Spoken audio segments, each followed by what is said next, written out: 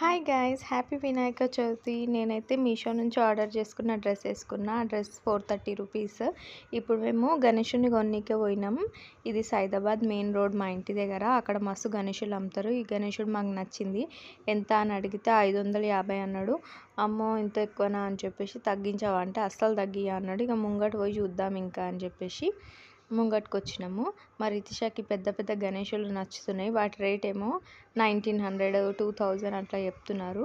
ఇది కూడా అంతే. చూడడానికి కొంచెం చిన్ననే కొడుతున్నాయి కానీ రేట్లు ఎందుకంత చెప్తున్నారో నాకైతే అర్థమవుతలేదు.